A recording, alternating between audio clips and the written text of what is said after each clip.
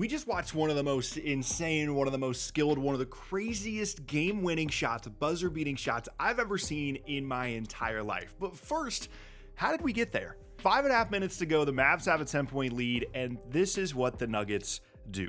This year, as well as last year, they get such good shots on every single possession that they are one of the best, if not the best, closing team that we have in the entire league. And when Jokic comes back in for the final time to end the fourth quarter, they're so good when he's out there, and they get such good offense, and they're so methodical that you really have to have, in this case, a 10-point lead or even more than that, to really feel like you have a good chance to win against Denver, because they just close games so well. They get such great offense, they guard well.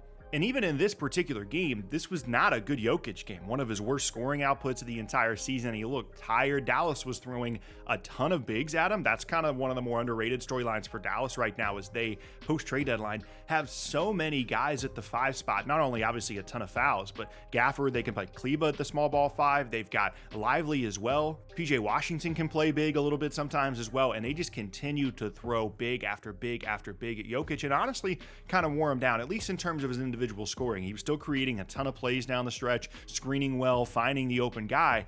And Denver's able to bring this game back mostly because, one, Jamal Murray is awesome, which you're going to see later on in the video, but also they started hitting threes. They were getting open looks, and Dallas kind of fell apart a little bit defensively down the stretch. And this particular matchup, this Denver versus Dallas, is something we might see in the postseason, depending on how, the seeds shake out and how each of these teams advance in the postseason. And it's a really interesting contrast of styles, because defensively, Denver's a pretty good matchup against Dallas because Aaron Gordon is about as good of a Luka defender as you can have. He's a great athlete, great size, really good instinctual defender. Not going to get backed down by Luka in the post. He's quick enough to stay with him as well on the perimeter.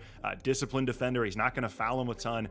But sometimes Luka is just too good as well. And even though he missed a ton of shots, even missed a free throw down the stretch of this game, you're just terrified of him in this setting as the game, goes to a close, but also, of course, in the postseason as well. One of the best postseason performers we've had in the league over the last couple of seasons. And as this game kind of winded down, it reminded me of what the Mavs are going to have to look like in order to be good in the postseason. They're probably not going to have a very high seed in the playoffs, but it's a loaded Western Conference, and Dallas is talented enough to make some kind of a run. And this kind of a game against Denver at home is exactly what it's going to have to look like. It was a little bit of a grinded out game, low scoring for these days in the NBA, only just barely getting over the 100-point mark, and you keep it close, you build a lead towards the end, and then Kyrie and Luka bring you home. You get really good offense down the stretch from two of the better individual offensive players in the entire league. And even against a team like Denver that, as I said, closes games really well, they're still able to pull this one out at the end. But one of the problems for them, not just in this Denver matchup, but in general, and one of the reasons I was critical of,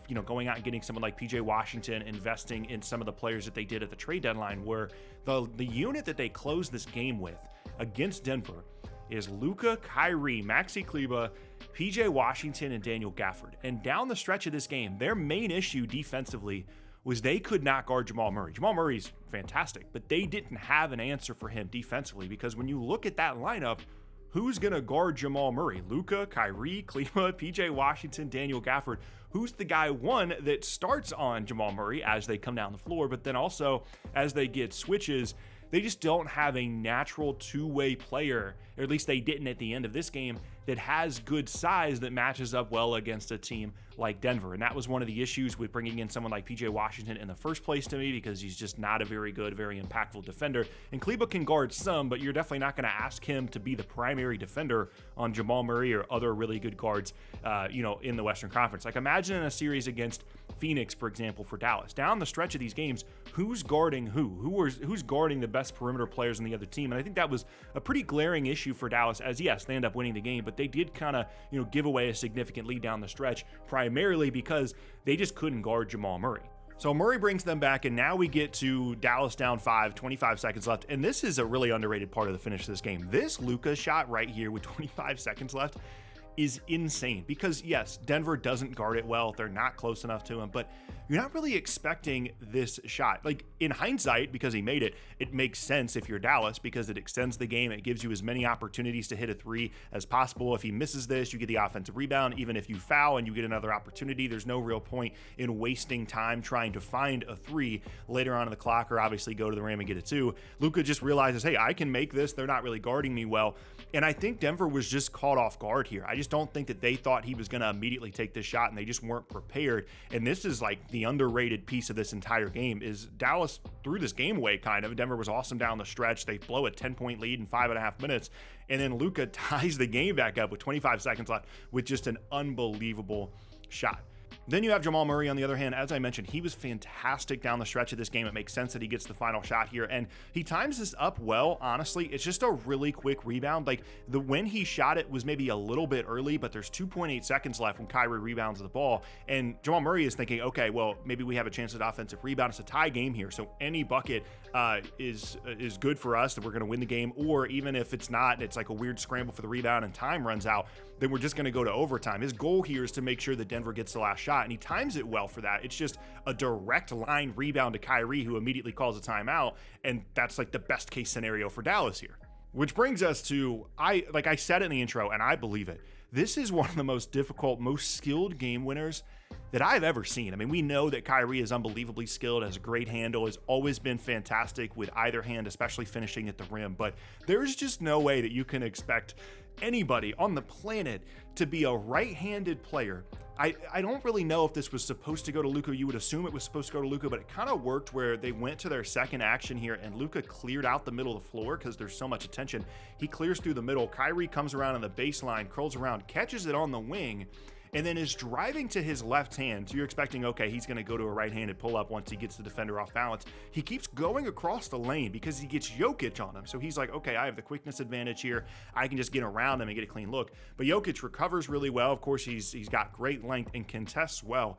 And going away from the rim towards the sideline with his left hand, Kyrie throws up like a hook shot, basically, from beyond the free throw line, and makes it. And it is, like, I'm not kidding, one of the greatest game winners, one of the most skilled game winners I've ever seen in my entire life. And this is the reason that you have Kyrie Irving on your team. This is why so many players around the league love this guy, is because the talent level and the skill level and the amount of work that he's put into his game, and how good he is at his craft and how much time he's put into being as good as he is top tier. It's unbelievable, because it's not like Kyrie's a big guy, but he's one of the most skilled players in the league, and that is why he is as good as he is. And that was just showcased completely in this shot. It is ridiculous. It's out of control. There's a 0% chance that he should honestly even be able to get a shot off here in general. Of course, Jokic is playing for him to shoot the ball with his right hand, because of course he is. He's like 20 feet away from the rim, and somehow Kyrie is able to throw this one in anyway. And I think this last 5.5 minutes is just a really interesting kind of snapshot of what a series could look like potentially between these two teams, but also how good Denver is closing games even when Jokic isn't playing well, as well as what Dallas wants their games to look like against some of these other contending teams. For the entirety of the time that it's been, Jason Kidd as the coach and Luka as the primary guy there in Dallas, they've wanted to be a good defensive team, and then Luka carries them offensively, especially down the stretch in the postseason. And now they have Kyrie as another guy there. And I'm interested to see kind of how they maneuver some of their matchups against certain teams in the postseason, because like I said, they just don't have a natural two-way guard defender out there, and that showed the way Jamal Murray played down the stretch of this game. But just a really interesting snapshot of how good Denver is, even on an off night for Jokic, how difficult they are to beat. Dallas is at home. They're playing well. Their main guys are hitting shots. And then also, like I said, what it should look like for Dallas and how they can still be a very dangerous team in the postseason, despite what's probably going to be a pretty low seed in the Western Conference, and just a ridiculous out of control shot by Kyrie.